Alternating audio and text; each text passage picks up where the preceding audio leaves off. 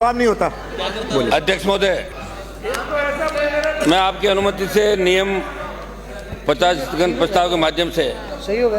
Rajasthan medical service corporation limited द्वारा प्रदेश में अन्य राज्यों की तुलना में डायलिसिस मशीनों व आरओ की महंगी खरीद में भारी भ्रष्टाचार से जुड़े लोकहित के अत्यंत महत्वपूर्ण मामले पर बोलने की अनुमति प्रदान आपसे चाहता था। आपने मुझे अनुमति उसके लिए धन्यवाद।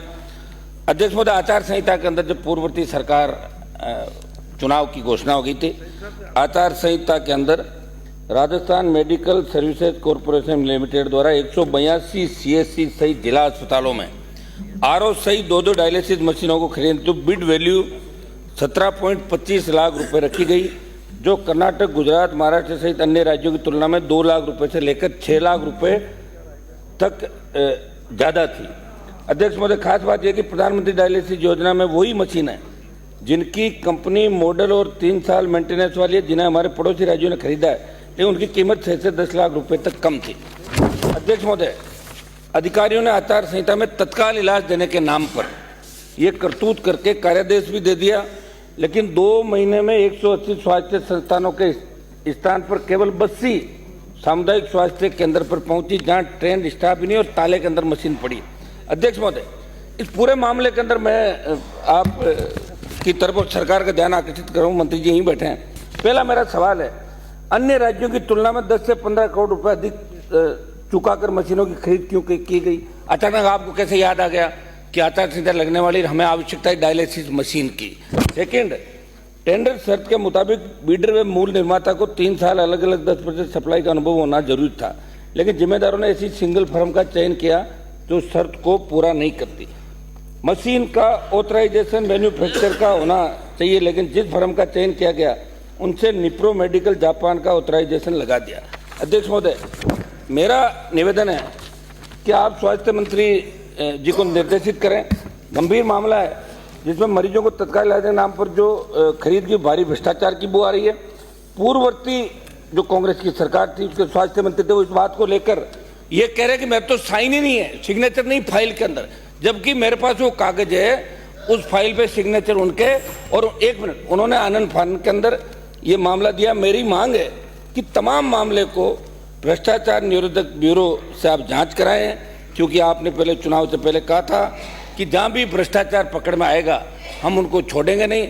अध्यक्ष महोदय, मेरा निवेदन है कि इसके अंदर कुछ अफसर, RMSC के MD, आपके अतिरिक्त मुख्य सचिव और जो मंत्री थे, अध्यक्ष महोदय मैं इतना तक कहूंगा, मंत्री जी के वहां तो एक ही बात थी, कोई जाता था तो कहते कमल से मिल लो, कमल से मिलो। एक भारी भ्रष्टाचार राजस्थान के अंदर हुआ था, हम सब परेशान थे, पीड़ित थे, कोई जाता ही नहीं था, खुली दुकान थी।